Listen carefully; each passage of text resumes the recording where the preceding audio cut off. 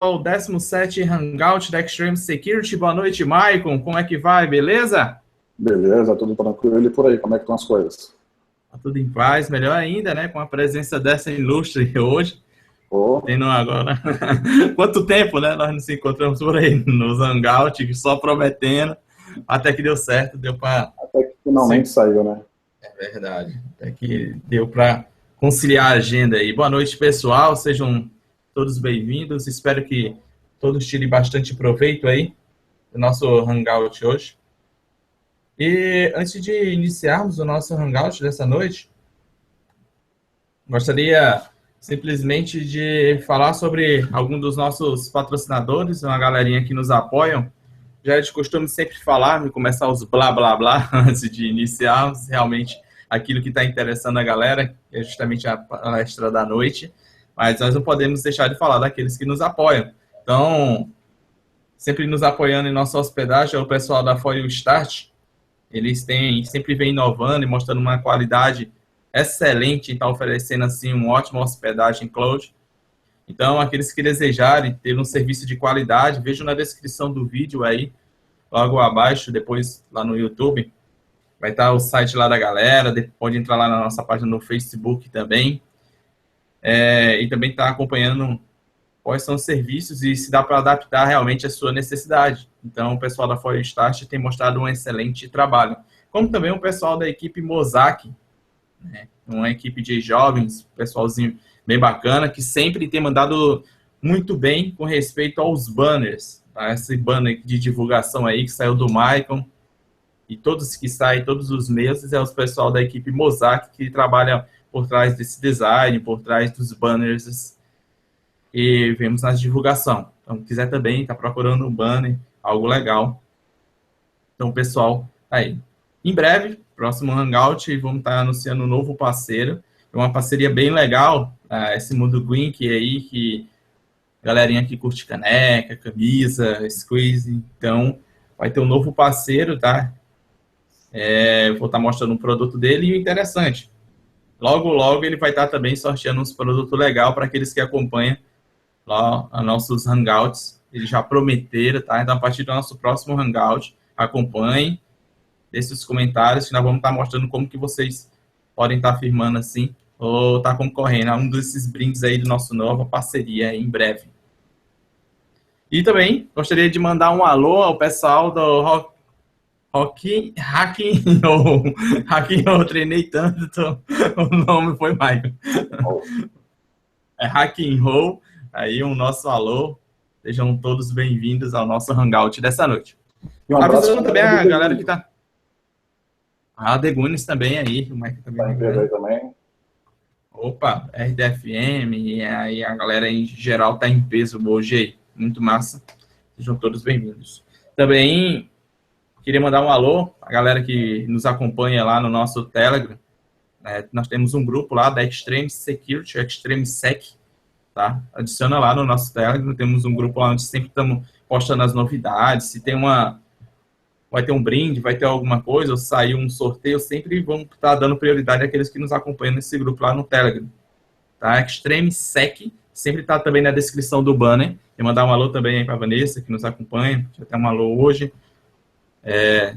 tem o Cadmo também, tem uma maior galera aí, que sempre está acompanhando e vem sempre elogiando e também dando suas sugestões. Beleza? Então vamos ao que interessa para essa noite realmente, que é justamente a palestra aí desse fera, esse cara é muito gente boa, que é o Maicon. Então hoje ele vai falar um pouco sobre introdução e exploração de corrupção de memória, não é sobre Lava-Jato, não.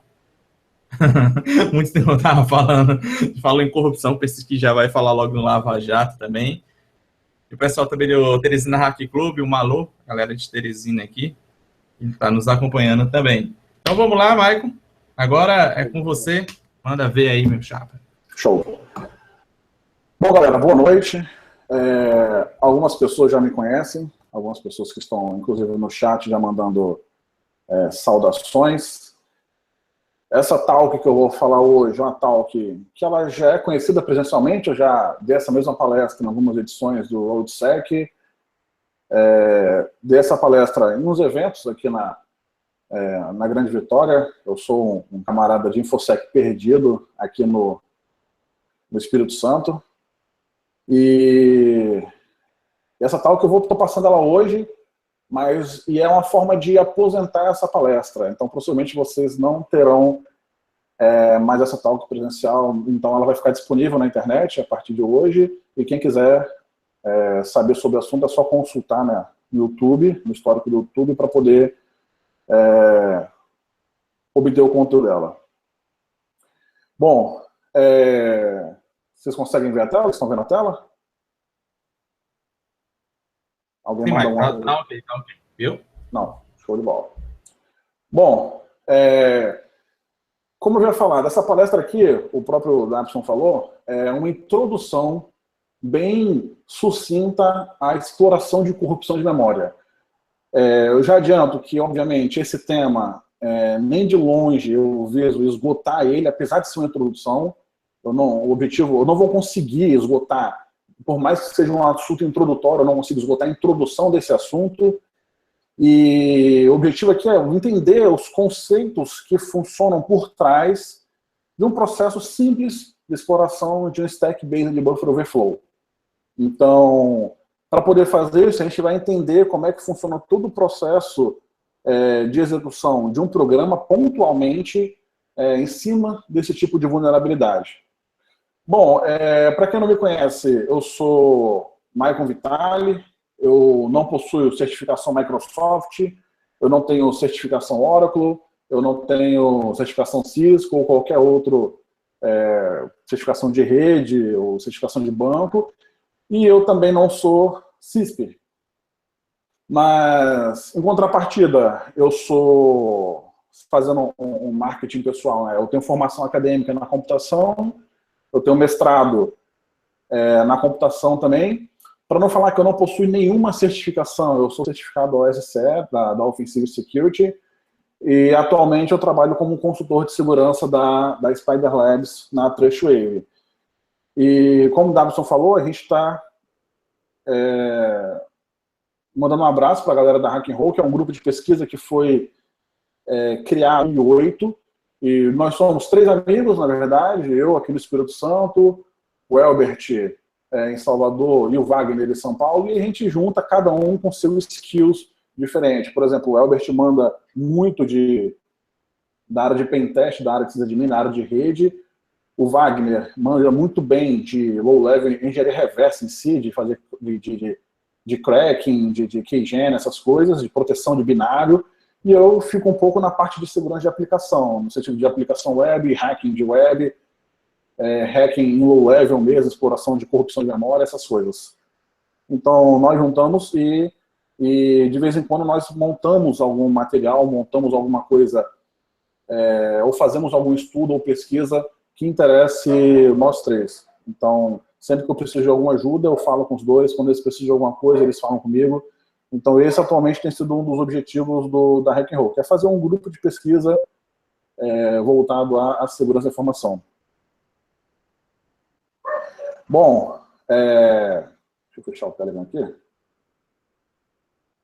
Bom, essa talk aqui ela ficou dividida em alguns tópicos. A primeira coisa que eu vou fazer é dar uma pequena motivação do porquê estudar a corrupção de memória, porque, na verdade, é um assunto que ele tem um certo grau de dificuldade comparado com algumas outras áreas da computação. Se você for estudar exploração de aplicações web, você tem que entender como é que funciona a arquitetura client-side, server-side, como é que funciona a linguagem, interpretação, essas coisas, um pouco de banco de dados, etc.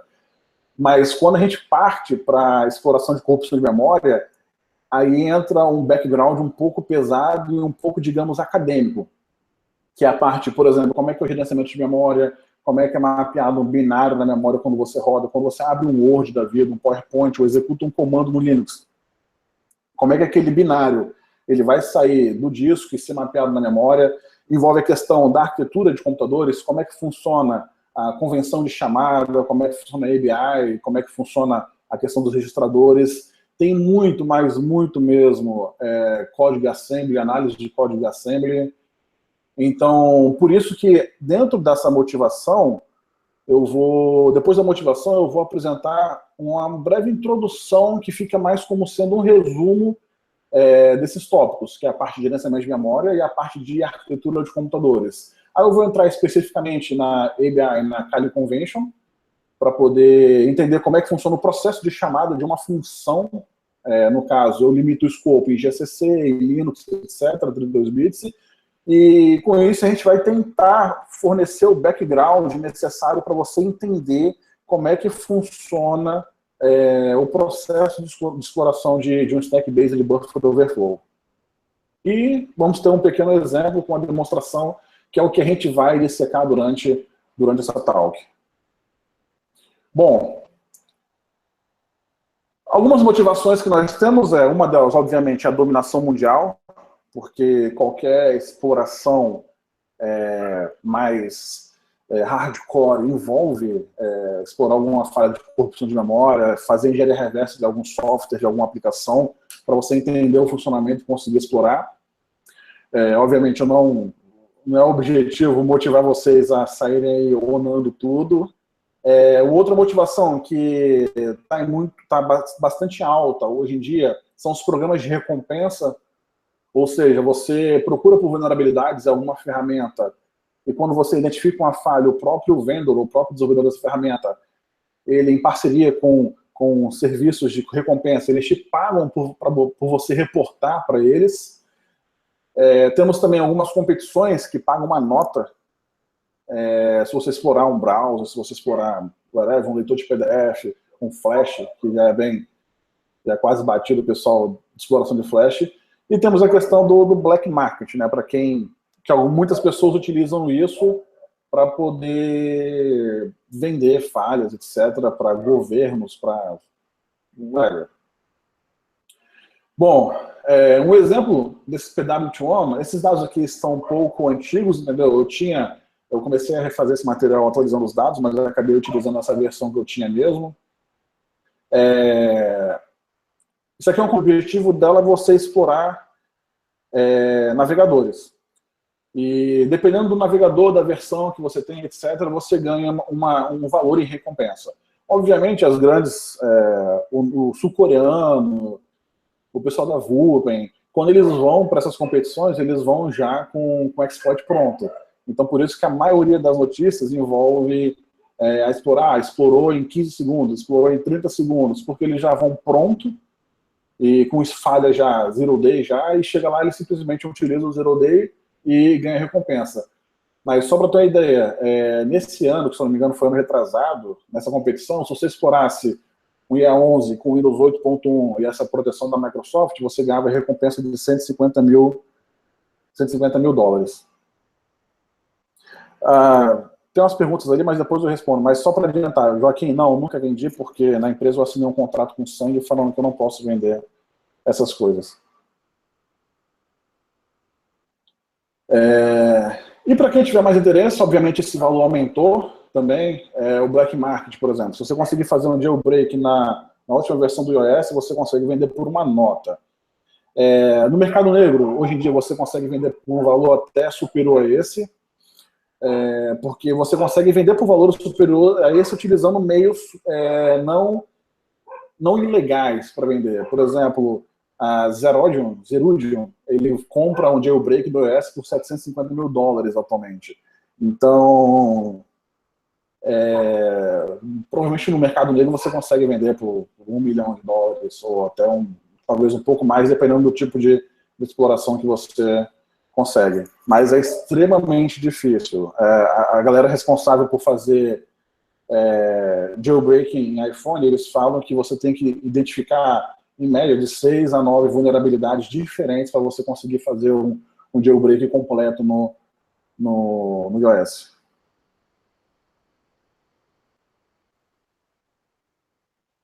Bom, restringido aqui a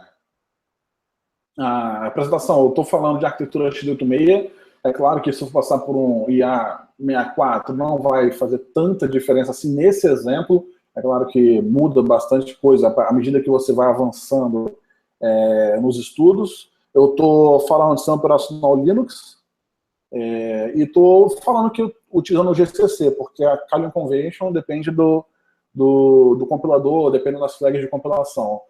E como eu estou ensinando simplesmente um princípio básico, eu não vou tratar de proteção. Ou seja, eu não vou tratar bypass de não execução na pilha, não vou tratar o PI, não vou tratar SLR, apesar de que a SLR não faz sentido, só se fosse com PI nesse contexto, mas whatever. Ou seja, eu estou na máquina x86, um Linux, e usando o compilador GCC, utilizando as flags para desativar completamente as proteções que poderiam ter no binário.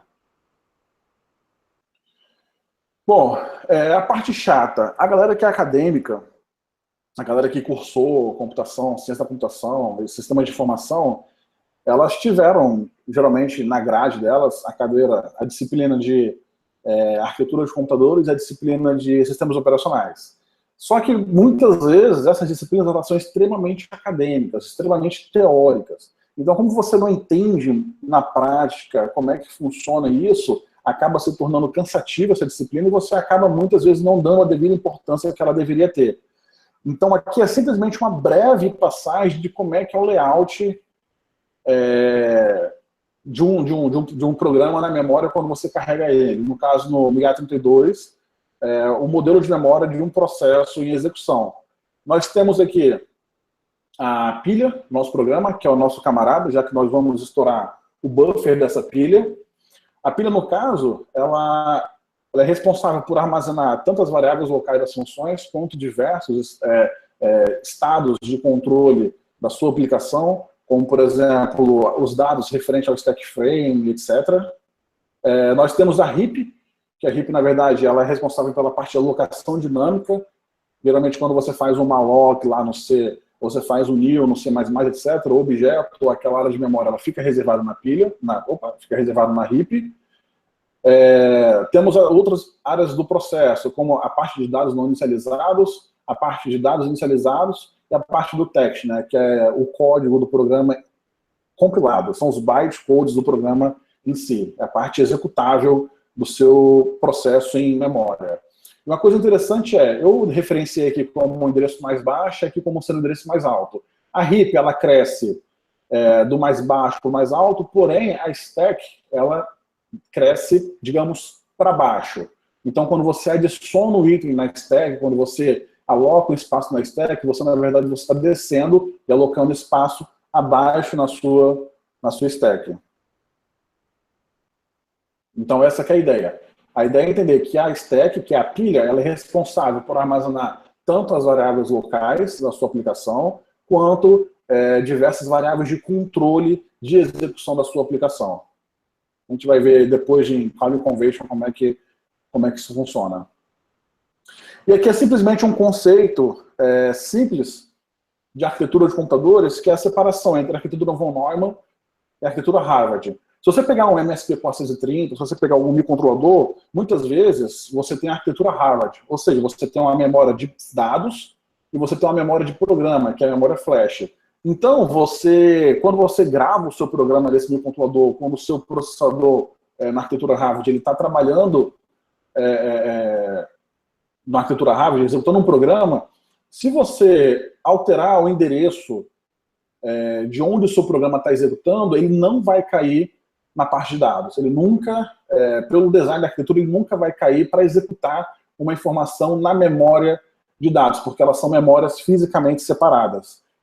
Porém, quando nós temos a arquitetura von Neumann, que é, por exemplo, a arquitetura, que é convenção hoje em dia nos PCs, nós temos uma única memória, que no caso seria a memória RAM, onde essa memória ela compartilha tanto dados quanto programas. Ou seja, na mesma memória física nós temos o dado que aquele programa está manipulando e o programa em si, a parte do binário de execução do programa em si.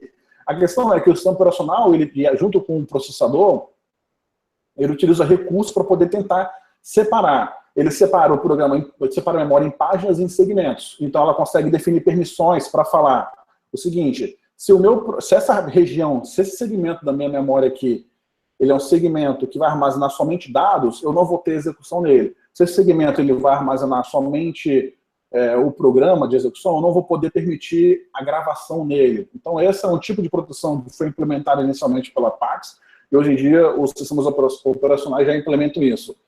Mas a grande questão aqui é, tanto dados quanto programas estão armazenados na mesma memória. Apesar de que existe uma certa separação lógica neles, fisicamente eles compartilham o mesmo lugar. O que acontece é que quando você altera o seu programa para acessar uma região de memória que ele não tem permissão, ele vai cair dentro de um outro segmento de memória que ele não tem permissão e vai dar a famosa mensagem falha de segmentação, segmentation fault. Ou ele pode cair dentro de outra página de memória que ele não tem permissão e vai dar o page fault, que são mensagens de erro comum quando a gente está trabalhando com o Linux. E no Windows é aquela famosa mensagem: esse programa executou uma operação ilegal e será fechado. Bom, mas a ideia principal de entender que isso aqui é dados e código, dados e o programa em si, eles estão armazenados fisicamente na mesma memória. Bom, quando a gente fala de arquitetura, obviamente nós temos que falar de programação em assembly. E quando a gente fala em programação em assembly, nós temos que falar sobre os registradores da CPU. Os registradores nada mais, nada menos são do que pequenas células de memória responsáveis por armazenar uma pequena quantidade de informação. Pequeno, eu diria, 32 bits, 64 bits, 16 bits, etc. E eles, obviamente, cada registrador pode ter um papel específico dependendo da instrução ou dependendo do que você está executando. Por exemplo, nós temos os registradores de geral, que é o acumulador, o registrador de base, o contador e o registrador de dados. Esses registradores eles são utilizados corriqueiramente na execução do programa. Porém, algumas instruções utilizam esses registradores de maneira específica. Por exemplo, se você quer somar dois valores, você pode utilizar o EBX e o SX para fazer essa operação. Porém, existe uma instrução, por exemplo, no loop, que ela é responsável por fazer semelhante a um for, que nós fazemos na linguagem C, porém, ela utiliza o registrador SX como contador. Então, essa instrução específica, ela utiliza o registrador SX como não um registrador de uso geral, mas sim como um contador, que é a funcionalidade principal dele. Nós temos registradores de segmentos, que é utilizado para você mapear onde é que está o base address de cada segmento, mas não vamos entrar muito em detalhes nisso, segmento de código, de dados, etc. Temos registradores de índice, por exemplo, existem instruções que copiam um buffer de um lugar da memória para o outro lugar da memória. Como é que você define de onde você vai copiar e para onde você vai copiar? Você usa o ESE para marcar a origem do seu buffer de dados e o EDI para poder marcar o destino dos seus dados. E muitas vezes você pode utilizar até o próprio SCX para marcar a quantidade de dados que você vai copiar, semelhante à função main-ncop lá, para você copiar um dado de memória para o outro, limitando a quantidade de bytes. E temos os registradores que, na verdade, eles fazem referência a endereços de memória. Por exemplo, de trás para frente. O EIP é a menina dos olhos de quem quer estudar a exploração de corpos de memória. Por quê? O objetivo da IP, nos livros de arquitetura, ele é dito como PC, né, que é o Program Counter, que é o contador de programa. Na arquitetura X86, ele, assim como a gente aprende na escola, ele é responsável por armazenar o endereço da próxima instrução que será executada. Então, como algumas pessoas dizem aí, ou falaram aí no passado, ele não armazena a próxima instrução que vai ser executada. Ele armazena o endereço da próxima instrução que vai ser executada. Temos o SP. Eu falei que nós temos a pilha de dados lá, que é a pilha do nosso processo. E essa pilha, ela tem que marcar um começo e um fim. No caso, o ESP, ela representa o topo da sua pilha. Ou seja, ela aponta para o topo da sua pilha alocado dentro da imagem do seu processo na memória. E ele é o stack pointer. E o EBP, ele não é a base da pilha, como algumas pessoas falam. O EBP, ele armazena a base do stack frame atual. Quando passar o processo de execução de uma chamada de função, vai ficar claro como é que funciona a questão do stack frame, como é que o EBP e o ESP se comportam, restringindo o stack frame dentro do escopo de execução de uma função. Mas a ideia é entender que o EBP ele aponta para a base do stack frame, o ESP para o topo da pilha, e o EIP, que é a menina dos olhos, ela aponta para a próxima instrução que vai ser executada. Por que ela é a menina dos olhos? Porque se durante a execução de um programa você conseguir corromper a memória de forma que você altere o EIP, é bem provável, 100% certo, mas é bem provável que você consiga executar comando arbitrário, executar código arbitrário dentro do processo código arbitrário com a mesma permissão daquele processo que você está explorando. Bom, obviamente, no código de assembly, como nós lemos, nós não temos somente registradores, nós temos as instruções. Algumas pessoas criticam a linguagem assembly, só que ela é praticamente uma linguagem simples de se programar. Porque apesar de ter um set de instruções gigantesco, eu tenho uns manuais da Intel aqui atrás de mim, elas são 2 manuais de instruções de AM, de NZ, etc., isso é gigantesco, as instruções, elas fazem operações extremamente simples. É claro, sem levar a consideração de microcode, etc., mas as instruções fundamentais, elas fazem operações simples, como mover um byte de uma região para outra, região não, de um registrador para a memória, da memória para o registrador, etc., fazer uma soma, fazer uma subtração. Então, nós temos alguns grupos aqui de instruções. Temos as instruções de movimentação, temos move, que é genérico, né, que o próprio compilador vai se virar para saber qual tipo de dado está manipulando. Tem mover um byte, mover um word, mover um long, etc. Temos instruções aritméticas, que é fazer soma, subtração, multiplicação, fazer multiplicação inteira, tem a parte de fazer divisão inteira, etc. Temos instruções de salto. Por exemplo, geralmente as instruções de salto elas começam com um J. Tem um jump, JMP, que é uma instrução incondicional, ou seja, você coloca o JMP em um endereço ou JMP em um offset, ele vai saltar incondicionalmente. E temos as instruções condicionais, que é uma instrução para ele saltar caso uma comparação que você tenha feito desse igual, entre as flags, só que eu não vou entrar muito na questão das flags, não. JE é jump if equal. JNE é jump if not equal, ou seja, vai saltar se a comparação que você fez não foi igual, etc. Vai saltar se a operação aritmética que você fez deu overflow ou não. Se você pegar um byte, por exemplo, 250 mais 6, não daria 256, daria 0, porque é um byte, e o byte sem sinal vai só de 0 até 255. Aí que entra aquele assunto que, pô, eu estudei isso no primeiro período da faculdade, eu estudei isso lá em, sei lá, em sistemas digitais, eu estudei isso em arquitetura, só que a gente não deu a devida importância, mas isso é extremamente fundamental para entender como é que funciona esse processo de exploração. E outro exemplo aqui é o JNZ, né, que vai saltar se a comparação ou se o valor do seu resultado não for 0. Se o seu bit 0 lá não for 0. Temos 2 instruções básicas para poder manipular a pilha. Por exemplo, a instrução push, ela vai empurrar um determinado valor na pilha, pode ser uma constante ou pode ser um valor de um registrador. E temos a instrução pop, que ela vai tirar do topo da sua pilha e armazenar um registrador o valor que está no topo da sua rotina, da sua pilha. E temos também as instruções responsáveis pela chamada de subrotina e retorno delas. A mais, que a gente vai ver aqui mais detalhadamente, é a instrução call. Call, na verdade, é como você criou um programa em C ou em alguma outra linguagem. Quando você vai alterar da sua função atual para uma outra função que você criou, internamente, dentro da execução do seu programa, ele faz o uso dessa instrução call. E a instrução call, na verdade, ele vai alterar o fluxo de execução da sua função atual para a nova função. Temos a instrução leave, que, na verdade, eu vou explicar mais à frente como é que ela funciona. Ela simplesmente vai restaurar o stack frame anterior, a gente vai ver com mais calma. E tem a instrução de return, que é o oposto, teoricamente, da call. A call eu uso para chamar da função A para a função B, e a instrução RET é para da função B eu voltar para a função que chamou ela. Então a gente vai ver com bem mais calma, dentro do assembly, como é que isso funciona. Aí entra a questão da ABI e da call convention. Existem diversas formas de você fazer chamada e função. Existem diversas formas de você passar parâmetro para a função.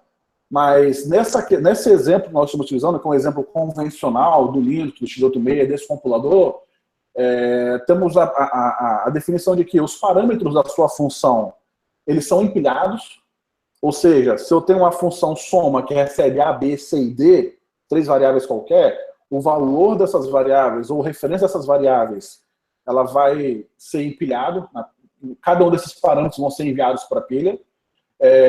O endereço de retorno da minha função, lembra, a função call, ela é responsável por alterar o fluxo de execução. Então, eu estou na função A, se eu vou para a função B, eu vou usar o call. Mas como é que a minha função B ela vai saber para onde ela tem que retornar? A questão é que o endereço de retorno da minha função, ele também é empilhado durante a instrução call. E uma outra coisa também que é interessante é que o retorno da sua função, ela fica no registrador EAX. Então, se eu tenho uma função soma que recebe 2 parâmetros inteiros A e B, quando eu chamar essa função, eu vou empurrar esses 2 parâmetros A e B para a pilha, eu vou fazer um call para minha função soma, essa função vai fazer a operação e quando ela retornar, o valor do retorno dessa função vai estar armazenado no registrador EAX. Bom, isso aqui é o exemplo que eu acabei de falar. Temos um exemplo simples em C aqui. Temos uma função main que tem uma variável R qualquer. Esse R aqui vai receber o resultado da função calc, passando 2 parâmetros, 5 e 3. A função calc recebe os 2 parâmetros, cria uma variável soma, faz a operação e retorna para a minha função main, e depois eu imprimo o resultado. Uma função extremamente simples que a gente aprende, sei lá, na segunda, terceira aula de programação de computadores. E agora a questão é, como é que funciona internamente o processo de execução dessa função calc? Para saber esse processo, obviamente, nós temos que cair para o código assembly dela. Então, eu decompilei esse programa e fiz análise passo a passo. Lembra que eu falei? Na Kali Convention lá, os argumentos eles são empilhados, eles são empurrados na pilha. Então, a primeira coisa que eu tenho lá, eu tenho uma pilha atual, eu coloquei o ESP apontando para um estado que, nesse momento aqui, não... Pronto, a questão é como é que vai funcionar o processo para chamada da função calc. Então, a primeira coisa que eu vou fazer é empurrar o 0x3 para a memória, ou seja, o meu primeiro argumento aqui. Lembrando que, por convenção mesmo do GCC, da libc, etc., os argumentos eles são empurrados de trás para frente. Por quê? Porque existem funções, por exemplo, printf, que trabalha com a quantidade variável de argumentos. Então você pode ter printf com uma porrada de argumento. Mas você sabe que o último argumento que foi empurrado foi a string de formatação, foi a string do primeiro argumento do meu printf. Por isso que você não empurra eles na pilha do começo para o último, e sim do último para o começo. Então fiz aqui um push da constante 3, depois eu faço um push da constante 5, ou seja, eu empurrei para a pilha os 2 valores, os 2 parâmetros da minha função. E depois eu faço uma chamada função calc. Lembrando que essa instrução call aqui, ela vai alterar o fluxo de execução do meu programa para esse endereço, que é onde está implementada a minha função calc. E como eu falei anteriormente, como é que a minha função calc, quando ela dá um return aqui, como é que ela sabe que ela tem que voltar aqui para o printf? É porque internamente, essa instrução call, ela armazena o próximo endereço, ou seja, ela armazena o valor de EIP, ou seja, o EIP nesse estado aqui, ele está apontando para essa próxima instrução. Então, ela armazena o endereço dessa próxima instrução também na minha pilha. Então, meu endereço de retorno ele vem para a minha pilha também após os meus parâmetros. Em seguida, eu altero o fluxo de execução lá para onde está implementado a minha call. Bom, internamente, como é que funciona essa função? Vamos analisar aqui. Essa função ela tem um prólogo. O que esse prólogo faz? Repara, eu estou fazendo um push do EBP. E depois eu vou mover o ESP para o meu EBP atual. O que isso faz ela restringe o stack frame da função main, criando um novo stack frame para calc. Como é que funciona isso internamente? Vamos lá. O push EBP, ele vai salvar o valor do EBP aqui na minha pilha, e o move ESP EBP vai fazer os 2 registradores apontarem para o mesmo lugar aqui na minha pilha. Essa borda mais escura aqui, ela é referente ao stack frame da minha função main. E a partir daqui para baixo é o stack frame referente à minha função calc. Basicamente isso é como se fosse o contexto, o escopo da sua função. De maneira bem leiga falando, a minha função calc ela não consegue acessar a minha variável R, e a minha função main ela não consegue acessar a minha variável soma aqui convencionalmente, obviamente. Então é como se a minha main tivesse no escopo de memória diferente da minha função calc. É semelhante aqui. Eu tenho o escopo de memória responsável pela minha main, que é o stack frame da main, e a partir daqui vai ter um escopo de memória, que é o stack frame referente à minha função calc. E entramos na questão da alocação de memória. Como eu falei, as variáveis locais, elas também ficam armazenadas na pilha. Ou seja, qualquer variável que eu tenho dentro de uma função minha, ela fica armazenada na pilha durante a execução daquela função. Variáveis externas, elas ficam naquelas outras regiões, data e DSS, dependendo se ela foi inicializada ou não foi inicializada. Bom, mas basicamente, quando você declara uma variável na sua função, você simplesmente reserva espaço na memória, na sua pilha, para armazenar aquela variável. Por exemplo, eu criei um int soma aqui, eu estou alocando espaço para um inteiro. E o que ele vai fazer é fazer um sub do SP em 10. Então o que ele fez aqui? Ele fez a subtração do SP e vai utilizar essa região de memória aqui como referência à minha variável soma. Aí entra a questão, por que que eu subtraio de 10, sendo que o meu inteiro só tem 4 bytes em 32 bits?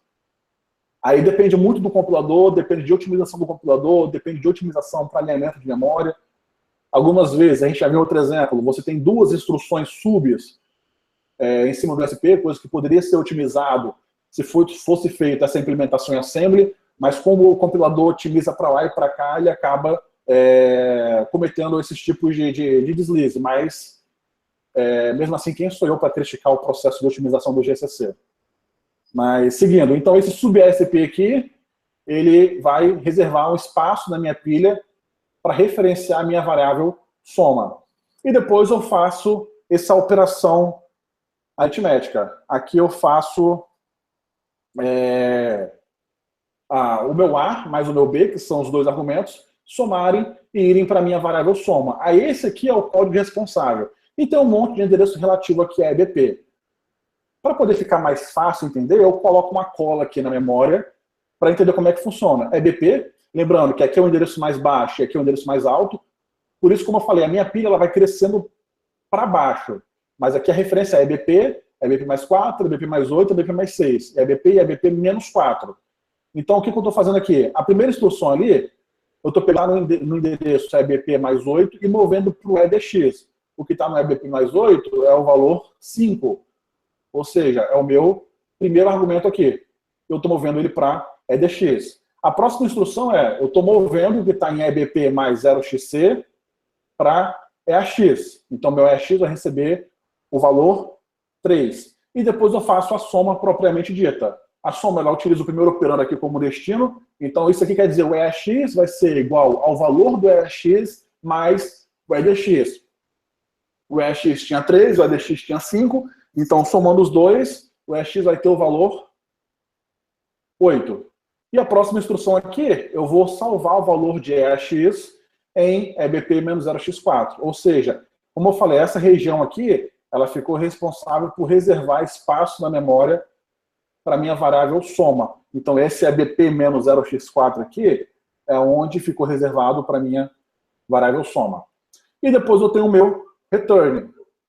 Esse return aqui, o que ele vai fazer como eu falei, vai pegar o valor de EBP menos 0x4 e vai mover para o EAX. Por que ele move para o EAX? Porque, como eu falei, o resultado da função ela fica armazenado no registrador EAX, de forma que quando você chegar na função main de volta, a função main vai saber que o resultado dessa função calc aqui vai estar armazenado neste registrador. Isso virou convenção, aquele call convention, a convenção de chamada. Especificou isso, isso ficou claro entre as funções.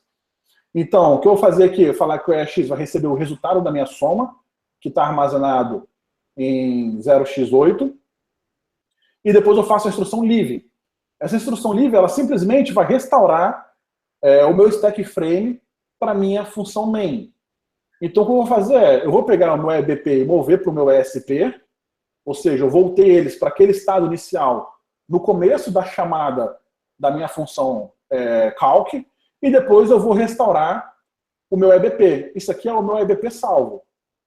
Ou seja, quando eu entrei na minha função calc, eu peguei o EBP, que é o base pointer da minha função main, e salvei para eu não perder ele quando eu fosse voltar. E agora que eu estou voltando, eu vou restaurar. Ou seja, vou dar um pop em cima de EBP. Eu vou dar o pop de quê? Do meu próprio EBP salvo. Então, o meu ESP ele volta aqui para o meu endereço de retorno. E aí nós temos a função RET. O que a função RET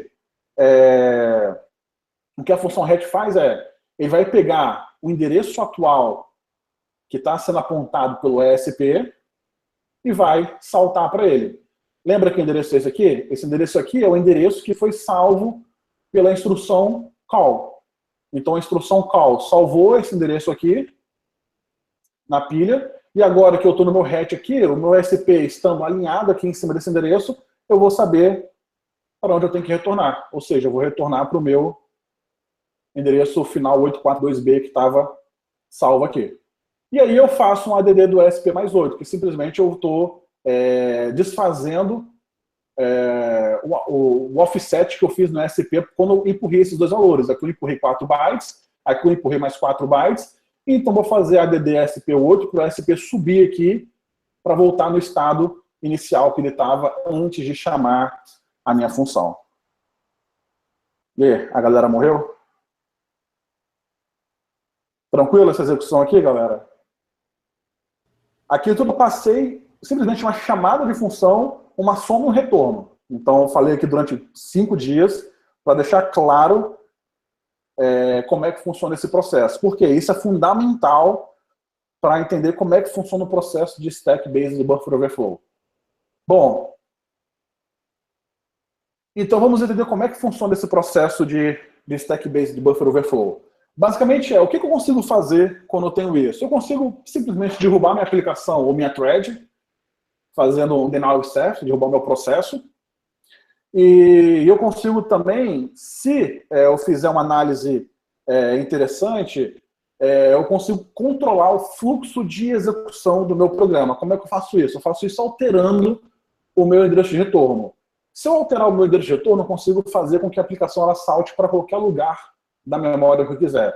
Eu posso fazer ou ela saltar para um código que eu injetei na memória, ou eu posso fazer ela saltar para o próprio código da aplicação. Por exemplo, tem uma função que teoricamente nunca seria executada, ou que seria executada dentro de um estado que você não tem acesso. Dentro de um estado da aplicação que você não tem acesso. Se você conseguir alterar, você consegue executar aquela função e bypassar qualquer tipo de controle que proibiria o seu acesso à execução daquela função. Bom, aí para exemplificar isso um pouco mais na prática, eu tenho um simples código aqui, também é um outro código extremamente simples, onde eu tenho uma função main. Na minha função, eu estou assumindo que eu tenho que ter pelo menos um argumento aqui, além do meu arg0, além do nome do meu programa. Obviamente tem um tipo aqui no código, que aqui era para ser argv, né? Foi edição na hora que eu fui colocar, mas whatever. E se eu tiver um argumento passado, eu vou passar esse argumento na minha função func, que vai chamar esse camarada aqui. A minha função func, a primeira coisa que ele faz, ele aloca um buffer de 8 caracteres, ele copia o que eu passei como argumento para esse buffer, e depois ele imprime uma mensagem hey e o controle desse buffer. E depois ele retorna para a minha função main, que finaliza. A questão aqui existe aqui uma função neverexec, que teoricamente é uma função que nunca seria executada no contexto normal de execução dessa aplicação. Mas vamos ver o que nós temos de interessante nessa aplicação, nesse exemplo de código aqui, simplesmente analisando a chamada dessa função func que nós temos. Bom, temos aqui a chamada função, então eu omiti alguma parte aqui, por exemplo, eu omiti como é que ele pega o argv1, mas é praticamente o mesmo processo. Talvez eu vou destruir a infância de muita gente aí, mas não, a função main não é a primeira função a ser executada quando você roda o programa. Existem outras funções, tem a init da libc, etc. E tem alguém que chama essa função main aqui. A pessoa que chama essa função main utiliza o mesmo princípio. Ela empurra os parâmetros e dá um call para a função main. Então o que acontece ele simplesmente pega esse argumento da memória e ele armazenou esse argumento no EAX. E a partir daqui eu estou iniciando a análise dessa função. Não peguei todo o código aqui, porque tinha muito código até chegar nessa chamada aqui. Então o que eu faço eu vou salvar o valor do EAX na minha memória. eu já estou falando, já falei para vocês que o EAX ele possui o endereço de onde está o meu argumento 1. E em seguida eu faço a chamada à minha função func. É simplesmente isso que ele faz. Eu empurro meu argumento, argv1, o endereço dele, e faço a chamada à função func. E como eu havia falado anteriormente, essa instrução call, ela pega o endereço da próxima instrução, ou seja, esse endereço terminado com 8522, e salva também na minha pilha antes de alterar o fluxo de execução. Bom, aí ele vem para a minha função func.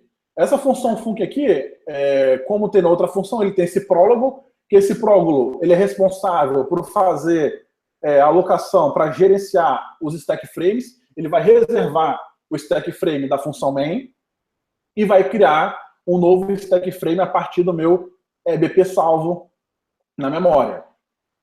Então, isso aqui eu simplesmente, como eu falei anteriormente, eu estou criando, reservando um novo stack frame aqui para a minha função func, para o contexto da minha função func. Cara, os cachorros estão atrapalhando muito? Para, tá tranquilo. Bom, continuando aqui. Depois que eu fiz esse prólogo, nós temos a alocação da memória da variável local. Como eu falei anteriormente, às vezes o compilador ele cria esse tipo de gap no código aqui. Por exemplo, para alocar essa variável buffer aqui, ele fez 2 instruções sub, sendo que poderia ser feito em uma só. Mas aí não sou eu que vou criticar a otimização do GCC. Ele tem coisas lá que vai além do conhecimento praticamente de muita gente. Então, aqui eu vou fazer essas 2 operações. Primeiro eu vou fazer um sub do ESP18 em hexa. Espero que todo mundo saiba o que é um número hexadecimal.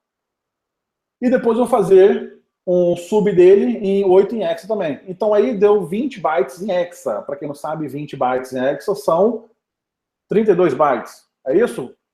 São 32. Isso é, 16 vezes 12, 32. Então aqui eu reservei 32 bytes, sendo que apesar do meu programa ter declarado somente um buffer de 8 bytes. Vamos continuar aqui. Aqui tem um processo de chamada da minha função strcpy. Como eu falei, assim como na minha main eu chamei a minha função func, a minha função func chamou a função da strcpy. A diferença é que essa função não fui eu que implementei, essa função está implementada pela libc, etc., está linkado no binário, essas coisas. Então aqui, essa linha aqui, ela foi traduzida nessas 4 instruções. Mais uma vez, para poder auxiliar isso aqui, eu coloquei uma cola aqui na memória. Então, basicamente, o que ele faz? Ele vai pegar esse EBP mais 8, vai pegar o EBP mais 8, que é o meu argumento 1, o endereço dele, vai pegar o endereço, que esse LE aqui é Load Effective Address, vai pegar o endereço de EBP menos 0x10, que é a partir daqui para cima, né? Vai carregar o endereço dele no EAX e vai também mover o EAX para a pilha. Ou seja, eu movi para a pilha o endereço do argumento 1, que é meu parâmetro arg aqui. Eu movi para a pilha o endereço do meu BP menos 10 em hexa. E depois eu fiz um call na função strcpy. Aqui a questão isso aqui tudo se traduz num simples strcpy, onde eu tenho EBP menos 0x8 e EBP menos 0x10. Então, como todo mundo sabe, essa função copia desse endereço aqui para esse endereço aqui. Então, como esse camarada aqui é a parte mais baixa da memória e essa parte aqui é a parte mais alta da memória, a direção de cópia é subindo. Ele vai subindo a cópia. Então, quando eu vou copiando mais do que 16 bytes, porque ele começa a copiar a partir da BP-10, então eu poderia copiar 16 bytes aqui, apesar de ter colocado somente 8, eu poderia ter copiado 16 bytes aqui sem comprometer a execução. Porém, se eu copiar 20 bytes, quem é que eu sobrescrevo? Eu sobrescrevo o meu EBP salvo. E se eu colocar mais do que 20 bytes, eu sobrescrevo o meu endereço de retorno que estava salvo. Então, se eu sobrescrever 20 bytes, 16 bytes, mais 4 bytes, mais 4 bytes, esses últimos 4 bytes ficarão exatamente onde está salvo o meu endereço de retorno. Então, o que acontece é, quando essa minha função func, ela finalizar, ela vai retornar para o endereço de retorno salvo na minha pilha. O que acontece é, se eu sobrescrever o endereço de retorno, eu vou conseguir alterar o fluxo de execução do programa, fazendo ele saltar, fazendo com que essa função func aqui retornasse para qualquer endereço que eu quisesse. Então, esse é o princípio. Nós temos 16 bytes, mais 4 bytes para sobrescrever o EBP, e mais 4 bytes para sobrescrever o EIP. Aqui eu tenho esse código. Minha tela virou? Não, tá de boa. Vai, tenta só ver se tu consegue aumentar a letra, que às vezes Mas fica tá no melhor. terminal? A letra do terminal, isso.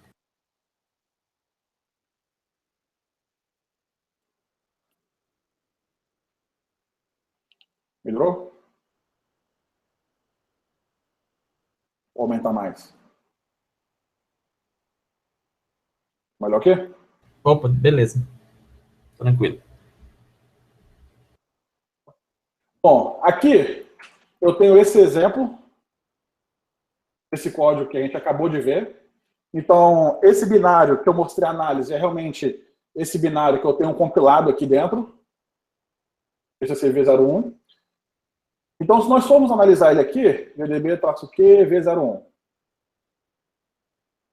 nós temos exatamente aquele código, nós temos na nossa função main aqui, ele vai fazer o push do EAX, e depois vai fazer o call do EAX, vai fazer o call para a minha função func, e se eu desassemblar, decompilar a minha função func, é exatamente aquela função que a gente viu. Eu estou alocando duas partes da memória, 18 aqui, 8, faço o push dos parâmetros, o push do EAX, e chamo strcpy. E nesse call aqui, eu vou sobrescrever o endereço de retorno que estava salvo. E quando eu chegar nessa instrução return aqui, eu vou saltar para aquele endereço de retorno que estava salvo. Então, basicamente vou executar ele V01 aqui, um monte de vezes.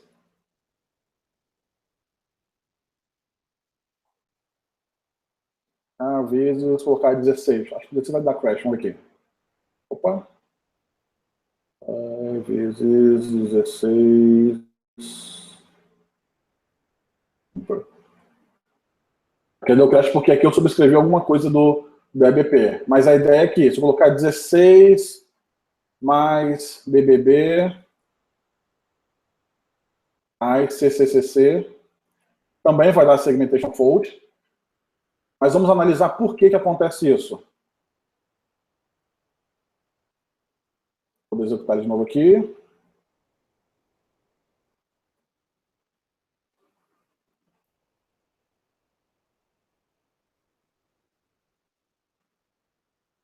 E vou executar esse camarada aqui. Quando eu executei aqui, tem um monte de mensagem aqui, whatever, mas aqui ele falou, deu falha de segmentação porque ele não identificou onde é que está esse endereço aqui, 43434343, que na verdade são os caracteres C, ou seja, aqui é o CCCC, que eu sobrescrevi o EIP salvo na memória. Então, eu sobrescrevi o endereço de retorno com o CCCC, e com isso eu consegui alterar o fluxo de execução. A questão é, para onde é que eu vou saltar? Eu simplesmente vou saltar a minha função never exec. Vou saltar para essa função que, teoricamente, nunca seria executada. Então, se em vez de colocar CCCC, aí tem a questão do endness, né? Porque, no caso aqui, ele aqui está em forma de inteiro, e se eu colocar ele em forma de buffer aqui, negócio de big end, little end, etc., eu tenho que colocar ele invertido. Então, primeiro vai vir o 8B, né? Depois vem o 84, depois vem o 04 e o 08. Ou seja, eu vou sobrescrever o AA no meu buffer, vou colocar o meu BBBB no meu EBP salvo, e lá no meu endereço de retorno eu vou colocar esse endereço aqui, que é o 08048488B. E esse endereço de retorno é o endereço da função never exec. Então, em vez do meu programa ele saltar para o endereço de memória que eu não estou em permissão para dar um falha de segmentação, o page fault, eu vou saltar ele para o endereço de memória que eu tenho permissão para executar, que no caso é essa função neverexec. Quando eu executar esse programa aqui, deu erro, 08048488B.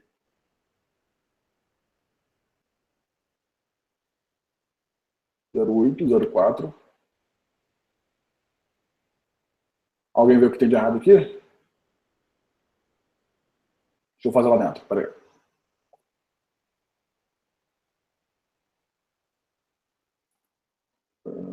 Não, faltou fechar aspas ali. Ah, já vi que faltou fechar aspas lá no Python lá.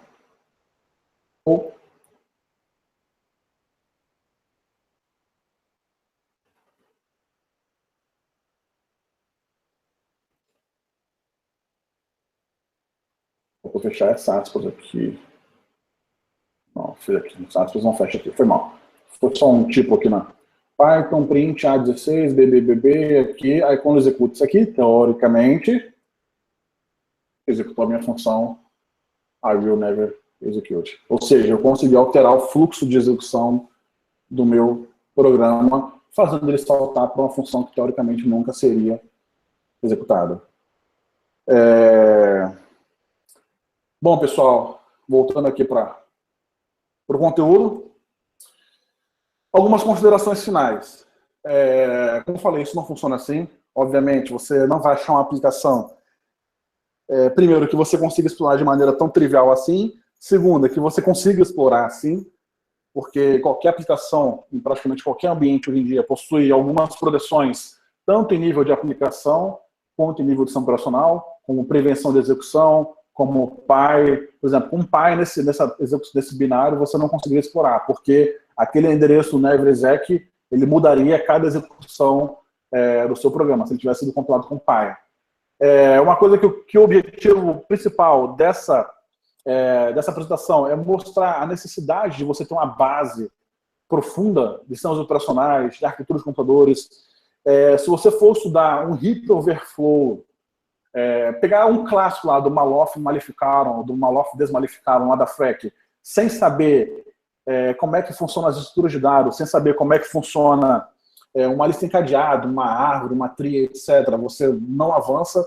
Ou seja, o objetivo principal dessa talk é mostrar a necessidade dessa base, muitas vezes acadêmica, que muitas vezes nós não damos tanta importância assim como nós vemos na academia, na escola, na faculdade.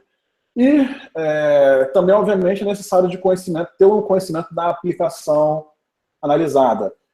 Aqui foi uma aplicação simples, com três funções, mas só você ver o nível de dificuldade de você analisar uma simples chamada. Agora pega uma aplicação com megas de tamanho, pega um leitor de PDF, pega um browser que é implementado em C++, onde possui estruturas internas específicas do C++. Você tem que entender como é que funciona uma classe memória, como é que é a alocação, etc. Ou seja, envolve muito a necessidade de conhecimento da aplicação que você vai analisar.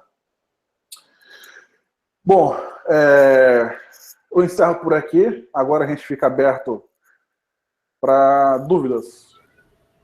Opa! Caso alguém tenha. Vamos lá, pessoal.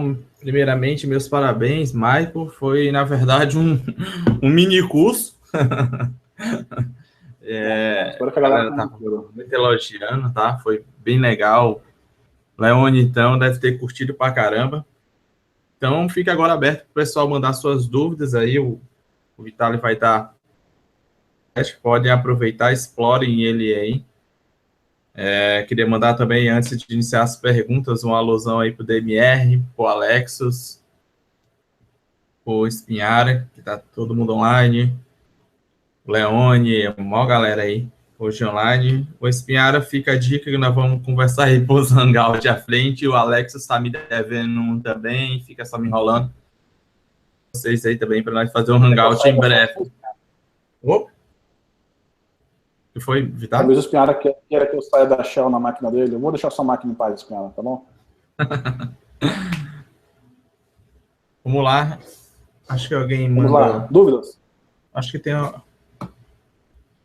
uma dúvida aqui. O Luciano, infelizmente, acabou já. Não começou, não.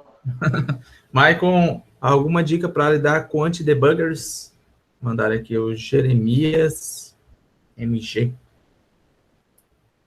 Anti-debugger é código.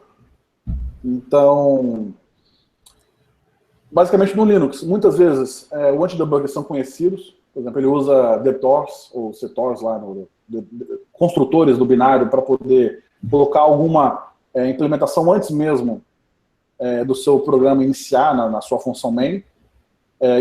São técnicas mesmo, poder fazer p-trace no próprio processo, ou seja, só entendendo como é que funciona as técnicas de anti-debugger, você consegue fazer patch no binário, fazer patch na memória mesmo e conseguir bypassar ele durante o seu processo de análise. Em Windows, nós temos o Wally, temos o AIDA Pro, temos uma porrada de ferramenta que, inclusive, auxiliam muito a detecção desse tipo de coisa. O Wally DBG, que é um software de reversing para Windows, para mim é um dos melhores que tem. É um dos que eu mais curto, né? Ele já possui uma porrada de plugin que visa esconder debug até em nível de kernel, onde você carrega um sys mesmo, ele carrega um sys no kernel e visa proteger o seu processo, o processo do OLE de não ser detectado enquanto você está depurando a aplicação. Mas aí depende muito, cada técnica de debug tem a sua forma de bypassar. Muito bem. Meu amigo, meu brother Leone mandou também uma pergunta. Vitali, se a função nunca execute, pedisse parâmetros, como passar isso? Nesse caso, você não passaria. Porque... Quer ver? Porque no momento que você está estourando ela, você simplesmente autora o IP. Mas nada impede que você utilize outras técnicas para você executar. Você consegue executar um código inteiro em memória se você quiser. Você pode executar um código inteiro dentro da imagem do seu teste, se você quiser. Você pode explorar, por exemplo, um hop, que é um return oriented problem, onde você coloca um pequeno trecho de código para ser executado. Esse trecho de código, na verdade, ele pode empurrar os seus parâmetros que você quer na sua função e saltar para a sua função que você executar. Aí depende muito, como eu falei, depende muito da análise do programa que você está fazendo, mas praticamente isso não seria um empecilho muito grande depois que você fizer uma análise mais sucinta da aplicação que você está tentando explorar. Show. O Felipe mandou uma pergunta também sobre opinião. Qual linguagem você acha melhor que ele deveria se especializar? Se é na área de C, C++ ou em Python? Depende do foco dele, né? Se o foco dele for programar, talvez nenhuma das três. Se o foco dele for InfoSec, depende do que ele quer fazer. Se ele quer trabalhar, por exemplo, com programação mais em baixo nível, mais em alto desempenho, seria trabalhar com C e C++. A C++ você consegue criar aplicações mais grandes, tem toda aquela filosofia por trás da orientação a objetos, reutilização de código, manutenção, etc. Mas eu, particularmente, sou apaixonado por programar em C e programar em Python. Então, já programei muito em Perl, já programei em C++, já programei em Java, mas atualmente, quando eu quero fazer alguma coisa, se não sai em Bash, ou sai em C, ou sai feito em Python. Mas, teve uma pergunta que até vai servir para a galera em geral, que depois dessa excelente palestra que você deu, tirando várias dúvidas aí da galera, você deixaria algum link de referência? Tem algum canal seu, algum blog, alguma página aí que deixa para a galera continuar a aprofundar mais a respeito disso? Então, se for... Já programei em Java, assim, Igor. Se for realmente estudar isso a fundo, ele tem que pegar dos princípios. Então, é livro. Os princípios que tem para você estudar isso a fundo é livro. Eu posso vir aqui, puxar um livro de arquitetura de computadores, puxar um livro de sistemas operacionais, do Stalin ou do Tannenbaum, puxar um livro TCP/IP Illustrated para redes, entendeu? Então, essa base que eu defendo tanto, que eu acredito que o Igor também defenda, é uma base que é o caminho das pedras, entendeu? E depois disso aí, é paper. Aí você entra na FAQ Magazine, você entra até nas zines antigas que nós tínhamos lá, no Fatal Erro, na Mote de Labs, etc., você consegue obter material para você cada vez mais aprender. Só que aí vai entrar na barreira que todo mundo cai, que é a barreira do inglês, né? Então, se você quer realmente aprofundar nesse assunto, você vai ter que pegar paper em inglês, pegar FRAC, pegar os papers das zines que tem grandes, que são referência mundial. Show. Tem uma pergunta aí, ver se tu tenta traduzir também. Se um buffer overflow é a sobreposição de conteúdo de memória até alcançar o endereço de retorno. O que é um buffer underflow e como pode ser explorado? Buffer underflow. Okay. Buffer.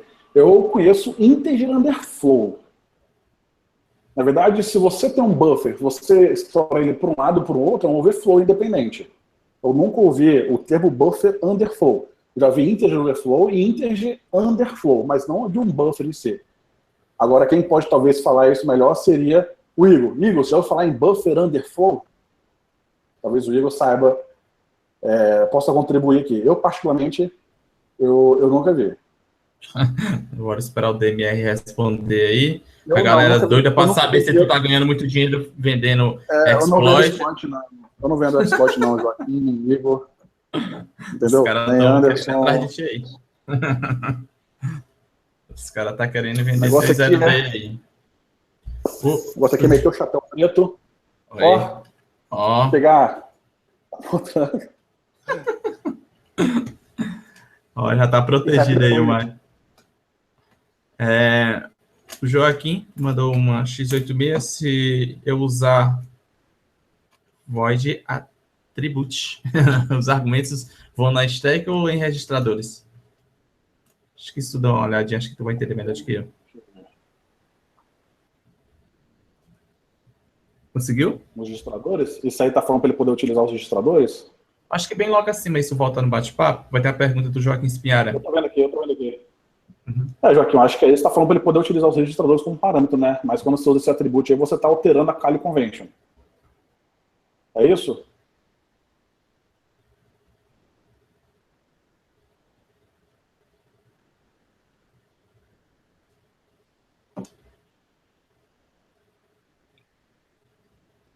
O outro lado ele reiterou lá, integer underflow overflow. É como eu falei, o integer overflow, storage inteiro, é como, vamos supor, eu tenho um inteiro lá, que ele é um inteiro sem sinal.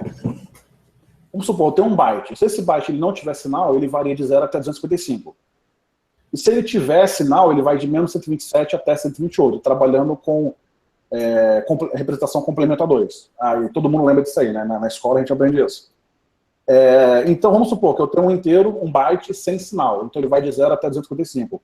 Se eu fizer 255 mais 1, eu tenho um integer overflow. Então, eu estou estourando ele para cima. E se eu fizer 0 menos 1, eu tenho um integer underflow. Ele vai, em vez de cair para menos 1, ele vai cair para 255. Então, essa seria a diferença. É mais uma diferença conceitual, mas, na verdade... tudo é o estouro do inteiro, né? Tudo estoura, ou para cima ou para baixo. O Joaquim Espinhara botou aí o que era realmente. O Leone também está procurando vagas aí, quem tiver vaga para o Leone, o Espinhara. Tá querendo vaga para o Joaquim, né? Mais alguma pergunta aí? Livro, João. Livro... Tannenbaum.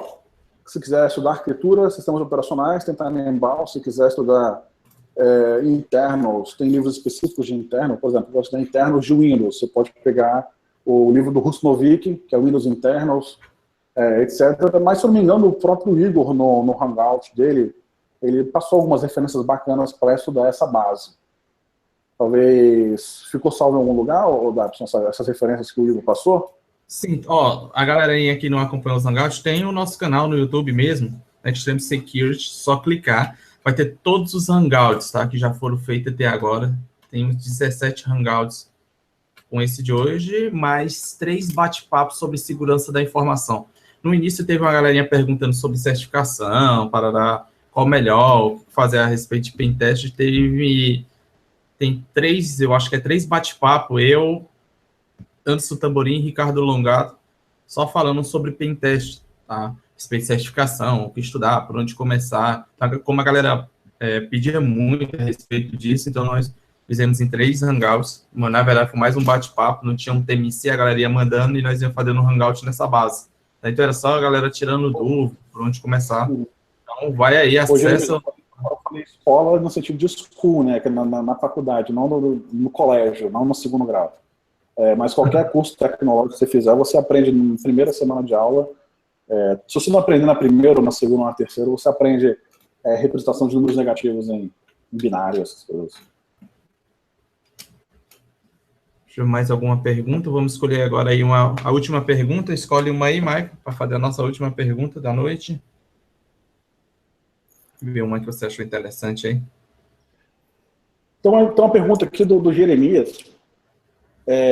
Ainda que os princípios sejam o mesmo, qual a sua experiência com exploração em outras arquiteturas? Eu já explorei algumas coisinhas em ARM, e, por que pareça, um código que teoricamente está seguro no x86 pode não estar seguro no ARM, porque é um princípio da arquitetura.